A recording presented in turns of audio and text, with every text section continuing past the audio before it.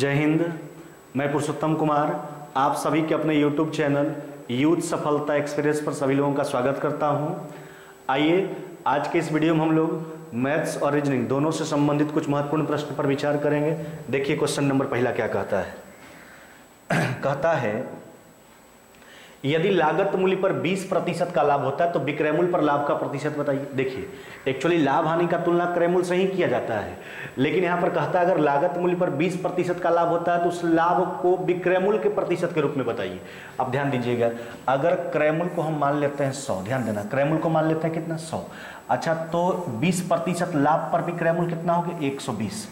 तो हमको कहता है यहाँ पर लाभ जो हो गया 20 रुपये का हो गया। अगर हम 100 रुपया क्रय मूल्य मान के चल रहे हैं, 20% लाभ पर विक्रय मूल्य 120, तो यहाँ पर लाभ कितना का हुआ 20 का। तो इस लाभ को विक्रय मूल्य के प्रतिशत के रूप में बताना है। कहने का मतलब 20 जो है वह 120 का कितना परसेंट है ये आपको बताना है। चलिए काट लीजिए, 20 से कट जाएगा 6 बार में 50/3, यानी कहने का मतलब कितना हो जाएगा 16.2/3%। कितना हो जाएगा 16.2/3%। तो जो लाभ क्रय मूल्य पर 20% था वह लाभ विक्रय मूल्य पर कितना हो जाएगा 16.2/3% का। ऑप्शन नंबर हो जाएगा आपका ए, है ना। चलिए आइए अगला क्वेश्चन देख लेते हैं।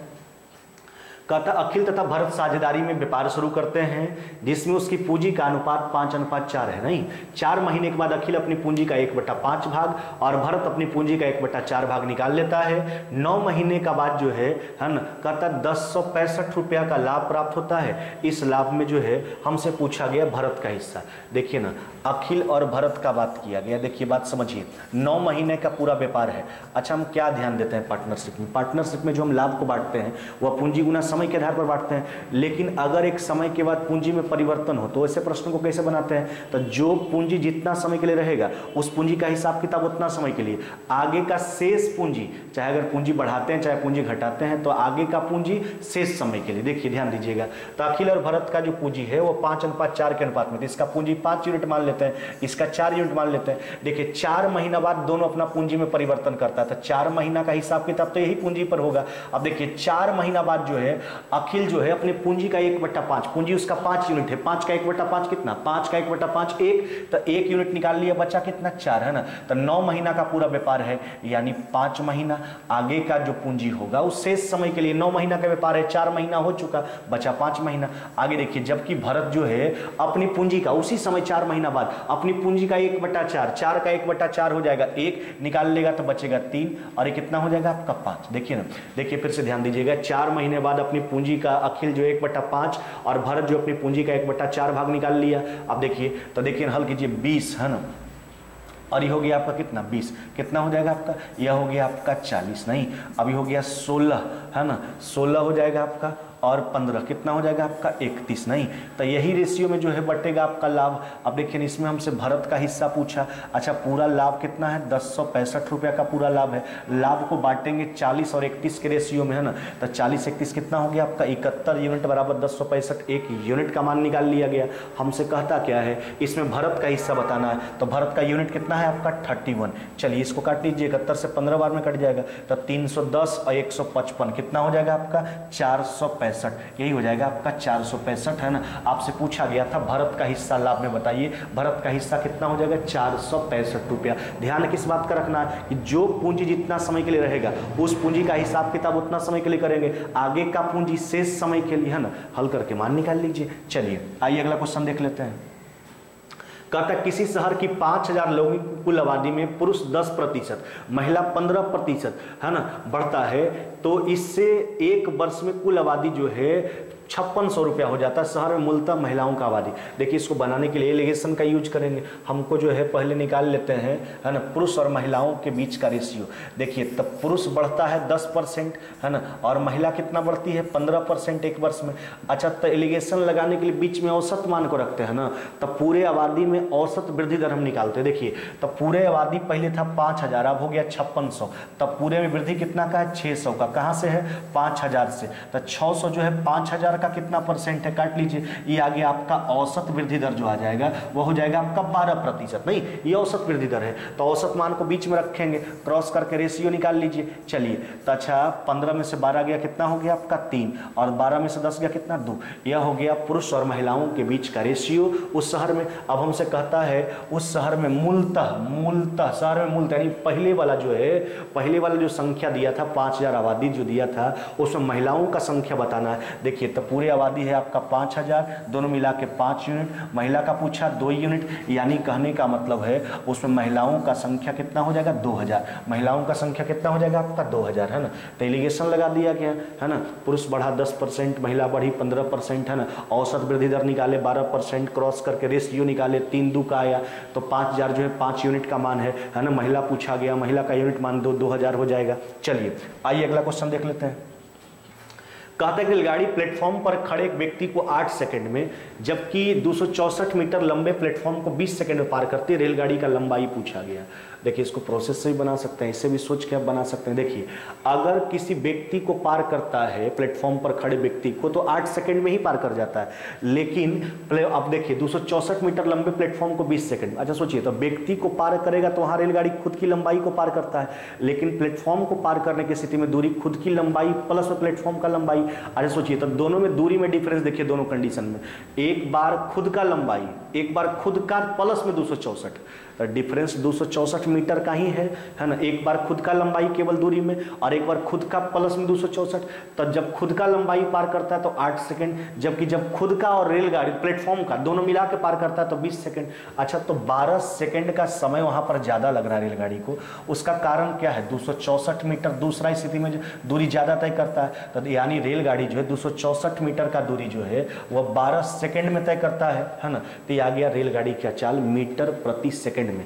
अच्छा रेलगाड़ी का लंबाई पूछा, तो व्यक्ति को पार करने की स्थिति में जो दूरी होगा वही तो रेलगाड़ी का लंबाई, क्योंकि व्यक्ति को पार करनी खुद की लंबाई को पार करना, तो व्यक्ति वाला स्थिति में दूरी निकाल लीजिए। अच्छा देखिए तो रेलगाड़ी का चाल निकल के आ गया और व्यक्ति को 8 सेकंड में पार करता है। चलिए 8 से गुना कर लीजिए, तो व्यक्ति को पार करने की स्थिति में खुद की लंबाई को पार करेगा, वही जो लंबाई आएगा वही तो रेलगाड़ी का लंबाई होगा।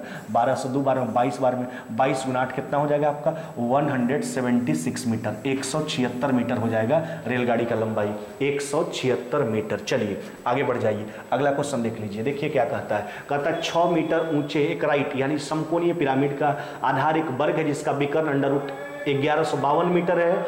तो पिरामिड का आयतन पूछा गया। अच्छा सोचिए पिरामिड का जहां तक आयतन का सवाल है, अच्छा आयतन होता क्या, 1/3 गुने आधार का क्षेत्रफल। अच्छा आधार में इस पिरामिड का एक वर्ग है।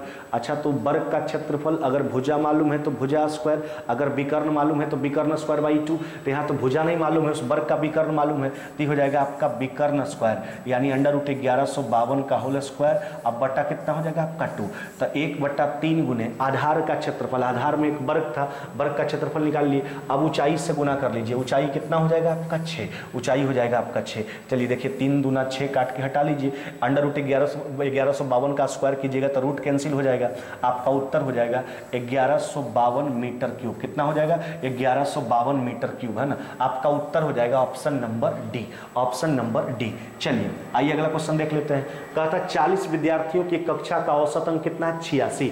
यदि 5 सर्वोत्तम अंक हटा दिए जाएं तो औसत एक कम जाता है। 5 विद्यार्थी का औसत जिसको हटाया जा रहा है ना, तो 5 विद्यार्थी का औसत ज्ञात करने के लिए बोला जाए। देखिए 40 गो विद्यार्थी पहले से था, सबका औसत कितना था 86। अब देखिए सबका औसत 86 है, 5 गो को हटा रहे हैं, हम क्या सोचेंगे, पांचों अगर 86 है 86, सबका औसत 86 है, 5 गो जिसको हटा रहे हैं अगर वो भी सब 86 का ही होता है, सबका अंक 86 ही होता तो औसत में कोई परिवर्तन नहीं होता जाता तो। लेकिन जब जाता है ना तो औसत अंक एक कम हो जाता है। सोचिए तो कोई समूह में जाए औसत घटा दे रहा, नहीं जाने वाला उठा के ज्यादा लेकर जा रहा है, तो जाने वाला ज्यादा ले रहा है तो प्लस का चिन्ह लगाइए उसके लिए। अच्छा पहले 40 को विद्यार्थी था, 5 को चला गया, कितना हुआ 35, औसत में परिवर्तन से गुना कीजिए, ये जाने वाला पांचों का योग निकल के आया, औसत पूछा, औसत बराबर सम ऑफ क्वांटिटी बटा नंबर ऑफ क्वांटिटी, 5 से भाग लगा दीजिए, कट गया 7 बार में, ये हो गया 86 प्लस में 7 कितना हो जाएगा आपका 93। तो जाने वाला पांचों विद्यार्थी का औसत अंक पूछा गया 93 हो जाएगा, आपका उत्तर 93 हो जाएगा, ऑप्शन नंबर सी। चलिए आइए अगला देखते हैं।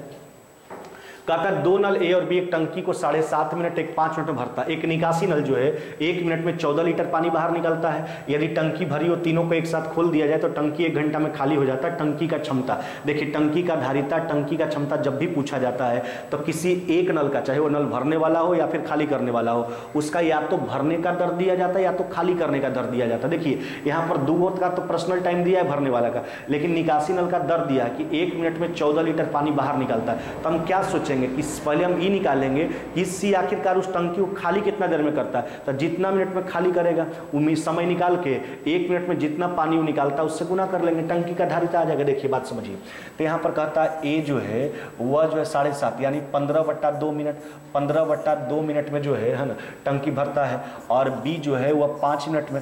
और जबकि तीनों, देखिए जब तीनों, अब कहता है एक निकासी नल सी जो 14 लीटर पानी बाहर निकालता है 1 मिनट में, यदि टंकी भरी हो, तीनों एक साथ खोल दिया जाए, कहने का मतलब ए प्लस बी प्लस सी, इसमें सी निकासी है, तो 1 घंटा यानी 60 मिनट में जो है वह कहता है टंकी खाली हो जाता है। देखिए बात समझिए, अब यहाँ से टंकी का पूरा कैपेसिटी जूम कीजिए।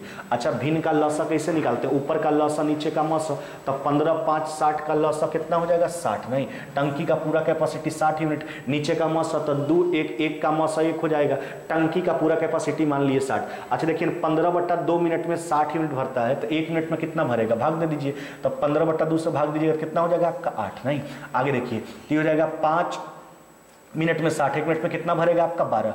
अब देखिए तीनों मिलके 60 मिनट में 60 यूनिट खाली करता है, तो 1 मिनट में कितना खाली करेगा, 60 मिनट में खाली करता है टंकी या कोई घंटा में, तो 60 मिनट में 60 यूनिट, 1 मिनट में 1 यूनिट है ना। चलिए अब हम यहाँ से सी का पर्सनल टाइम निकालेंगे कि सी जो है आखिरकार टंकी को खाली कितना देर में करेगा। देखिए टंकी खाली करेगा, टंकी का कैपेसिटी 60, अब इसमें सी के 1 मिनट में जो काम करता है उससे भाग लगा दीजिए। अब यहाँ पर बात समझिए, देखिए अगर केवल ए का बात किया जाए तो 1 मिनट में 8 यूनिट भरता है, बी जो है 12 यूनिट भरता है, लेकिन तीनों मिलकर जब काम करता है 1 मिनट तो 1 यूनिट खाली हो जा रहा है। सोचिए तो ये दोनों अगर अकेले केवल काम करेगा भरने वाला तो 8 12 20 यूनिट तो भर देगा भाई, लेकिन अगर खाली करने वाला के साथ सब काम कर रहा है तो 1 यूनिट खाली हो रहा है। इसका मतलब है कि ये दोनों तो अपना 20 भरता होगा, इसका मतलब निकासी नल सी जो 21 खाली कर देता तब न तीनों का कार्य 1 मिनट का 1 यूनिट खाली हो गया। ये दोनों तो अपना भरने का ही काम करेगा, लेकिन तीनों साथ में काम किए तो 1 यूनिट खाली हो रहा है। इसका मतलब वो तो 20 भरवे करता होगा, सी 21 खाली कर देता है ना, तब जाके 1 यूनिट खाली होता है। तीनों के 1 मिनट का काम 1 यूनिट खाली हो रहा है। तो देखिए तो कहने का मतलब सी के 1 मिनट का काम कितना हो जाएगा 21 है ना, तो हो जाएगा आपका 20 बटा कितना हो जाएगा 7 मिनट। अब देखिए हमसे टंकी का धारिता पूछा है, अच्छा तो इसी का पर्सनल टाइम आ गया 20/7 मिनट में टंकी खाली करता है, 1 मिनट में 14 लीटर निकालता है, तो इतना मिनट में कितना निकालेगा, 7 से 2 गुना कर लीजिए, 7 से कट गया 2 बार में, 20 गुना 2 कितना हो जाएगा 40 लीटर। टंकी का कैपेसिटी पूछा गया था, टंकी का कैपेसिटी कितना हो जाएगा आपका 40 लीटर, यही आपसे पूछा गया था। चलिए आइए अगला क्वेश्चन देख लेते हैं। कहता है चतुर्भुज जो है ABCD की 4 भुजाओं को स्पर्श करता है। ध्यान दीजिएगा, देखिए यहां पर जो बात किया गया, एक वृत्त का बात किया गया, नहीं अब देखिए अब यहां पर जो हमसे बात किया गया एक वृत्त का बात किया गया, कहता है एक वृत्त हो गया आपका ABCD। अब कहता है एक वृत्त जो है चतुर्भुज ABCD की चारों भुजाओं को क्या करता है, स्पर्श करता है। अब एक बात यहाँ पर ध्यान रखिएगा कि अगर कोई चतुर्भुज जो है किसी वृत्त को परिगत करता हो है ना, तो वैसे स्थिति में उस चतुर्भुज के सम्मुख भुजाओं का योग आपस में बराबर होता है। इस कंडीशन को याद रखिएगा। तो AB प्लस में CD बराबर में कहने का मतलब AD प्लस में कितना हो जाएगा आपका BC, कितना हो जाएगा AD प्लस में BC। क्या बोले हैं इस बात का ख्याल रखिएगा। अगर कोई चतुर्भुज किसी वृत्त को परिगत करता हो तो वैसे स्थिति में उस चतुर्भुज के सम्मुख भुजाओं का योग जो होता है आपस में बराबर होता है। तो AB प्लस CD बराबर AD प्लस में BC। अब यहाँ पर एक चीज ध्यान दीजिए, आप देखिए अब ध्यान दीजिएगा, तो अगर AB प्लस CD बराबर AD प्लस BC है, आपसे मान इसका पूछा गया, तो AB प्लस CD अब बटा CB प्लस में D है। अच्छा देखिए तो AB प्लस CD और AD वही बात है AD प्लस में BC, तो दोनों का तो मान बराबर है, तो दोनों का मान बराबर है तो कट जाएगा, आपका उत्तर कितना हो जाएगा आपका 1 आंसर हो जाना चाहिए है ना। ऑप्शन नंबर क्या हो जाएगा आपका तीसरा। तो आप केवल इस बात का ध्यान रखिएगा कि अगर कोई चतुर्भुज किसी वृत्त को परिगत करता हो तो ऐसे स्थिति में उस चतुर्भुज के सम्मुख भुजाओं का योग आपस में क्या होता है बराबर, तो दोनों का तो मान बराबर है। अब उसी को ऊपर नीचे लिखा है तो दोनों मान बराबर कट जाएगा, आपका उत्तर हो जाएगा 1। चलिए आगे बढ़ जाइए, देखिए अगला क्वेश्चन, देखो क्या कहता है, कहता है किसी वस्तु का विक्रय मूल्य क्रय मूल्य का अंतर जो है वह 210 है, लाभ प्रतिशत देखिए 25 का, देखिए समझिए बात को, क्रय मूल्य 100, अच्छा 25% लाभ पर विक्रय मूल्य कितना हो जाएगा आपका 125, नहीं तो क्रय मूल्य और विक्रय मूल्य तो निकल गया, दोनों के बीच का डिफरेंस दे रखा है कितना 210, अच्छा डिफरेंस कितना यूनिट का है आपका 25 यूनिट का, नहीं अब 1 यूनिट का मान निकाल लिए, वस्तु का विक्रय मूल्य पूछा यानी 125 यूनिट का मान पूछा गया, क्रय मूल्य पूछता तो 100 यूनिट का मान निकाल लेते, चलिए 5 बार में काट लीजिए है ना, तो ये हो जाएगा आपका कितना 10 कितना हो जाएगा 50 कितना हो जाएगा आपका 1050, यही पूछा गया था कि वस्तु का जो है विक्रय मूल्य क्या होगा 1050 हो जाएगा, ऑप्शन नंबर बी। चलिए आगे बढ़ जाइए, देखिए कहता है टेन थीटा बराबर में है ना 1/√7 है ना, अब हमसे कहता है कोसेक स्क्वायर थीटा माइनस में सेक स्क्वायर थीटा बटा कोसेक स्क्वायर थीटा प्लस में सेक स्क्वायर थीटा, ऐसा कीजिए ना, अच्छा टेन थीटा बराबर 1/√7 है तो इसको आप लिख सकते हैं कॉट थीटा बराबर कितना √7, नहीं लिख सकते हैं इसको, टेन का इन्वर्स कॉट का टेन का उल्टा कॉट, तो टेन थीटा बराबर 1/√7 तो कॉट थीटा बराबर √7। अब देखिए अब उधर वाला मान को कॉट के रूप में लाने का प्रयास करते हैं, हम क्या करते हैं इसमें जो है सेक स्क्वायर थीटा से भाग लगा दीजिए ऊपर नीचे, अच्छा सेक स्क्वायर थीटा से भाग लगा देखिए तो कौसेक स्क्वायर थीटा में सेक से भाग लगाइए, तो कौसेक स्क्वायर थीटा कहने का मतलब 1/sin स्क्वायर थीटा, अब बटा 1/cos स्क्वायर थीटा, तो कॉस ऊपर चला जाएगा, तो कौसेक बटा सेक जो है ये आपका बन जाएगा कॉट है ना, तो ये हो जाएगा कॉट स्क्वायर थीटा, अब इसमें भाग लगाइएगा सेक से कट जाएगा, नीचे आ जाइए यह हो जाएगा कॉट स्क्वायर थीटा प्लस में कितना हो जाएगा 1। चलिए यहाँ पर मान रहा हमने क्या किया, इस व्यंजक में जो है सेक स्क्वायर थीटा से भाग लगा दिए, मान जो है कॉट के रूप में आ गया, अब देखिए तो कॉट थीटा बराबर √7, तो कॉट स्क्वायर थीटा बराबर में हो जाएगा 7, तो 7 माइनस में 1 अब बटा 7 प्लस में 1, तो हो जाएगा 6 बटा कितना हो जाएगा 8, कहने का मतलब 3 बटा कितना हो जाएगा आपका 4, 3/4, ऑप्शन नंबर हो जाएगा आपका दूसरा, ऑप्शन नंबर दूसरा।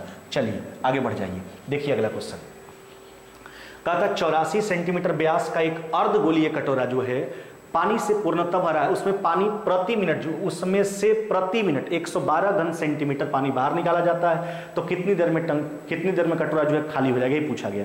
अरे भाई पहले कटोरा में कितना पानी इसको निकाल लीजिए ना, तो कटोरा का आयतन देखिए, तो अर्धगोला का आयतन होता क्या है 2/3, नहीं देखिए 2/3 पाई r3, नहीं 2/3 पाई r3, तो 84 उसका व्यास है, त्रिज्या कितना हो जाएगा 42, तो हो जाएगा 42 गुना कितना हो गया आपका 42, नहीं अब देखिए इसको हल कर लीजिए आगे आप देखिए, तो ये हो जाएगा आपका कटोरा का आयतन, कटोरा में इतना पानी है, अब कहता 1 मिनट में कटोरा से 112 घन, ऊपर भी घन सेंटीमीटर में आया है क्यूब सेंटीमीटर क्यूब में, अब 1 मिनट में 112 घन सेंटीमीटर पानी बाहर जाता है, बाहर निकाला जाता है, तो कितना मिनट लगेगा, तो 112 से भाग लगा दीजिए। चलिए अब इसको हल कर लीजिए, देखिए 21 से कट जाएगा आपका कितना बार में, कट गया 2 बार में है ना, अब देखिए आगे काट लीजिए, तो यहाँ से 2 से काट ले सकते हैं आप है ना, चाहे 2 से काट लीजिए, 2 से कट जाएगा आपका 56 बार में है ना, 2 से कितना बार में 56 बार में, देखिए 7 से कट गया 6 बार में, 7 से कट जाएगा आपका 8 बार में, अब देखिए आगे काट लीजिए है ना, देखिए यहाँ से 2 निकाल लेते हैं, यहाँ से भी 2 निकाल लेते हैं, तो 4 हो गया, यहाँ से 2 निकाल लीजिए 21 है ना, कितना हो गया आपका 21, यह हो जाएगा आपका 21 है ना, अब यहाँ से 8 से 8 कट गया, अब गुना कर लीजिए इसको है ना, तो देखिए ना, तो ये हो जाएगा आपका 66 है ना, और गुना कितना हो जाएगा आपका 21, इकाई स्थान वाला 6 वाला ऑप्शन देख लीजिए, इकाई स्थान पे 6, ऑप्शन नंबर आपका क्या है बी, 1386 मिनट का समय लगेगा, तो आप कीजिएगा क्या इसमें है ना, तो पूरे कटोरा का आयतन निकाल लिए, सेंटीमीटर क्यूब में आ गया, अब उसमें 1 मिनट में जितना पानी बाहर निकलता है उससे भाग लगा दिए है ना, समय निकल के आ गया 1386 मिनट है ना, कितना आ जाएगा आपका 1386 मिनट। चलिए अगला क्वेश्चन देख लेते हैं, कहता कोई व्यक्ति अपने सामान का 3/5 भाग जो है 20% के लाभ पर है ना, तथा शेष को क्रय मूल्य पर बेच देता है, उस प्रक्रिया में होने वाले लाभ का प्रतिशत, देखिए ना बात समझिए, मान लिया गया है ना कि व्यक्ति के पास टोटल 100 रुपया का सामान था, अब इसका 3/5, 100 का 3/5 कितना हो जाएगा 60, तो 60 रुपया के सामान को बेचता है 20% लाभ पर, अब अच्छा सोचिए 60 रुपया का सामान बेचा, तब बचा कितना का 40 रुपया का सामान क्रय मूल्य पर बेच देता है, तो टोटल विक्रय मूल्य पर विचार कर लीजिए, तो हो जाएगा आपका 12 छक 72 और 40 कितना हो जाएगा आपका 72 और 40 कितना हो जाएगा 112, तो सोचिए क्रय मूल्य आपका 100 रुपया है, जबकि पूरा विक्रय मूल्य जो है आपका वह 112 रुपया है, तो 100 रुपया क्रय मूल्य 112 रुपया विक्रय मूल्य, यानी कहने का मतलब यहाँ पर जो है 12% का क्या हो रहा है लाभ, क्या हो जाएगा आपका 12% का लाभ, ऑप्शन नंबर क्या हो जाएगा आपका सी। तो इस बात का ध्यान रखिएगा, क्रय मूल्य को हमने 100 मान लिया है ना, तो पूरे का 3/5 भाग यानी 60 रुपया के सामान को 20% लाभ पर, 40 रुपया के सामान को ऐसा ही बेच देता है, पूरा विक्रय मूल्य 112, 100 रुपया क्रय मूल्य 112, विक्रय मूल्य 12% का लाभ हो जाएगा। चलिए आइए अगला क्वेश्चन देखते हैं, कहता है कार्य को करने के लिए ए को बी की तुलना में, देखिए ए बी सी का बात किया गया, एक कार्य को करने में बी की तुलना में दुगना समय, बी का समय अगर 1 है तो ए का समय कितना हो जाएगा 2। अब क्या कहता है सी को बी की तुलना में 3 गुना, सी को बी की तुलना में 3 गुना, ये हो गया आपका टाइम। तो एफिशिएंसी तो इसका इन्वर्स हो जाएगा, पलट लीजिए इसको, तो 1/2 है ना, ये हो जाएगा 1 और ये हो जाएगा 1/3, यह हो गया एफिशिएंसी। रेशियो कन्वर्ट कर लीजिए, भिन्न का अनुपात है, लसा 6 हो जाएगा, तो 3:6 अनुपात कितना हो जाएगा आपका 2। देखिए ये हो गया आपका 3:6 अनुपात कितना 2। अब देखिए 3:6:2, यह हो गया तीनों की एफिशिएंसी के बीच का रेशियो। अच्छा एफिशिएंसी क्या होता है, किसी व्यक्ति के द्वारा एक दिन में किया गया कार्य होता है। अब देखिए तीनों मिलकर कार्य को 12 दिन में, तब पूरे दिन तीनों मिलकर कार्य को 12 दिन में, तीनों के एक दिन के काम से गुना कीजिए इसमें, तो 3, 6, 9, 2 कितना हो गया आपका 11। तो ये टोटल कार्य हो गया। अब कहता है इस कार्य को अकेले एक कितना दिन में करेगा, तो एक दिन के काम से भाग लगा दीजिए, तो 3 से काट लीजिए 4 बार में, 11 चौक कितना हो जाएगा आपका 44। यानी कहने का मतलब है ये अकेले उस काम को 44 दिनों में पूरा कर लेगा। ऑप्शन नंबर क्या हो जाएगा आपका डी, ऑप्शन नंबर हो जाएगा आपका डी, है ना। चलिए आगे बढ़ जाते हैं। देखिए क्या कहता है कुछ फलों को 100 रुपया में 11 की दर से और उतना ही फलों को 100 रुपया में 9 की दर से। देखिए कुछ फल, एक के वो फल खरीदते हैं, हमको समझा हो जाएगा, तो एगो का क्रय मूल्य 100/11 और उसी प्रकार का जो है कहता है उतना ही फल, जितना फल पहला प्रकार का खरीदे हैं उतना ही फल दूसरा प्रकार का। तो पहला प्रकार का तो एगो खरीदे हम, तो दूसरा प्रकार का एगो खरीदिएगा तो 100/9। अभी दोनों को मिला के बेचता कैसे है, 100 में 10 के हिसाब से, तो एगो का भी क्रय मूल्य, तब दूगो का भी क्रय मूल्य निकाल लेंगे। चलिए यही तो है। देखिए 100 ऊपर से हटा दीजिए कॉमन करके, नहीं अब देख लीजिए, तो ये हटा दीजिएगा तो 2 से इसको भी काट सकते हैं, 2 से कट गया आपका कितना बार में 5 बार में, है ना। अब देखिए तो ऊपर हो जाएगा 11 9 कितना हो जाएगा आपका 20 बट्टा कितना हो जाएगा 99, और ये हो गया आपका कितना 5। चलिए ये हो जाएगा आपका 100 अनुपात कितना हो गया 99। अब देख लीजिए तो क्रयमूल आपका हो गया 100 यूनिट, विक्रयमूल हो जाएगा 99। तो 100 के केस में जितना कम ज़्यादा वही तो प्रतिशत लाभानी हो जाता है। तो 100 यूनिट क्रयमूल 99 यूनिट विक्रयमूल, कहने का मतलब 1% का हानि, 1% का हानि। ऑप्शन नंबर क्या हो जाएगा आपका बी, ऑप्शन नंबर बी। चलिए आइए अगला क्वेश्चन देख लेते हैं। कहता है 2400 रुपया की धनराशि जो है किसी निश्चित ब्याज से 4 वर्षों में बढ़कर 3264 रुपया हो जाता है। अच्छा देखिए ना, हो जाने का मतलब बात किसका, मिश्रधन का। तब 3264 रुपया होता है तो उसका पहले कुछ ना कुछ तो रेट रहा होगा, लेकिन कहता अगर ब्याज दर 1% बढ़ा दिया जाए तो धनराशि उतने ही समय में बढ़कर कितना हो जाएगा। तो देखिए तो 1% रेट बढ़ा रहे हैं तो जितना पहले होता था वो तो होबे करेगा। अब 1% रेट बढ़ने के कारण जितना ब्याज बढ़ा इसमें और जोड़ लेंगे, तो 2400 का जो है 2400 का 1% के हिसाब से 4 वर्ष में जितना ब्याज बढ़ेगा इसमें और जोड़ लीजिए। चलिए काट के हटा लीजिए, तो ये हो जाएगा आपका 3264। अब प्लस में कितना हो गया आपका, यह हो गया 96। चलिए तो ये हो गया 10, यानी कहने का मतलब ये हो जाएगा आपका 3300 कितना हो जाएगा 60, कितना हो जाएगा 3360। तो जितना राशि होता था वो तो होबे करेगा, अब 1% के कारण जितना ब्याज बढ़ेगा 2400 का 4 साल में वो जोड़ लीजिए 3360। Option number C. चलिए आगे देख लेते हैं। देखिए अब रीजनिंग का कुछ प्रश्न दिया गया, अब इसको बनाइए आराम से, देखिए समझिए कहता क्या है।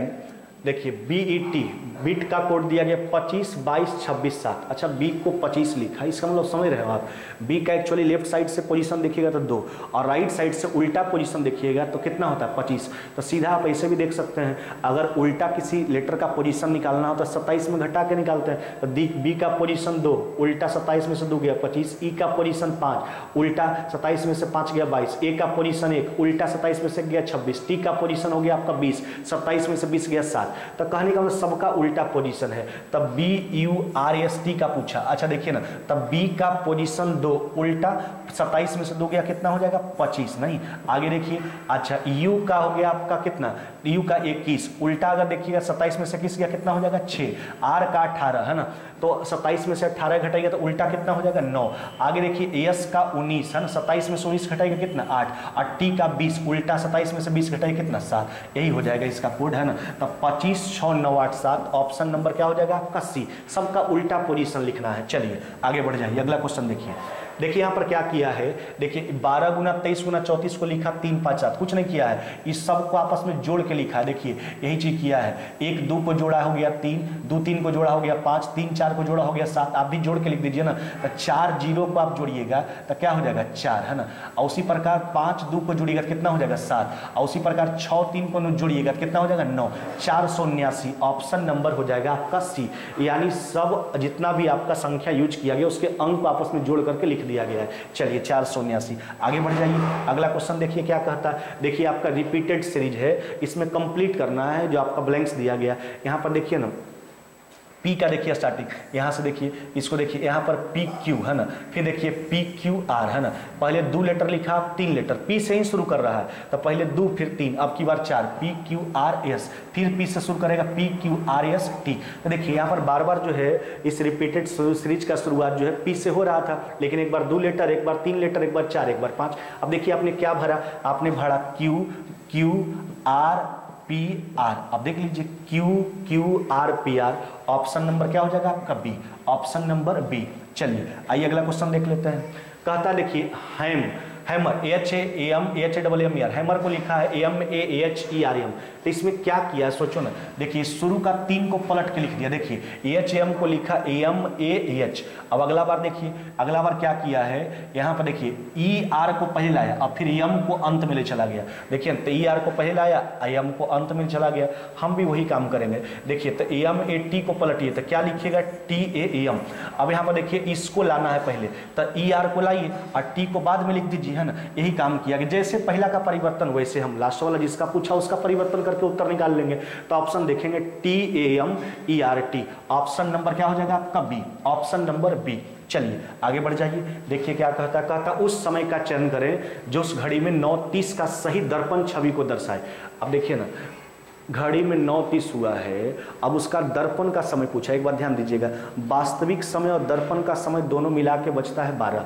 तो अगर आपको वास्तविक समय दे, दर्पण का समय पूछे दे, चाहे दर्पण का समय दे, वास्तविक समय पूछे, तो सीधा 12 बजे में घटा लेना है। अच्छा 12 कहने का मतलब कितना, 11:60, तो 11:60 में घटा लीजिए 9:30 को, है ना। अब देखिए इसमें 9:30 घटा लीजिए, आपका उत्तर कितना हो जाएगा 2:30, 2:30 आपका उत्तर हो जाएगा 2:30, ऑप्शन नंबर क्या हो जाएगा ए। बस इसमें ध्यान इस बात का एक केवल रखिएगा, क्या बोले, वास्तविक समय प्लस में दर्पण का समय बराबर 12।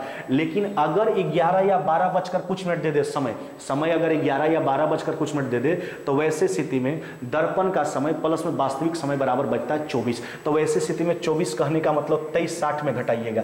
कब, जब 11 या 12 बजकर कुछ मिनट का चर्चा करेगा तब। बाद बाकी केस में 11:60 यानी 12 में घटाएंगे, आपका उत्तर हो जाएगा ऑप्शन नंबर ए। चलिए आज के वीडियो में बस इतना ही, मिलते हैं आगे नेक्स्ट वीडियो में।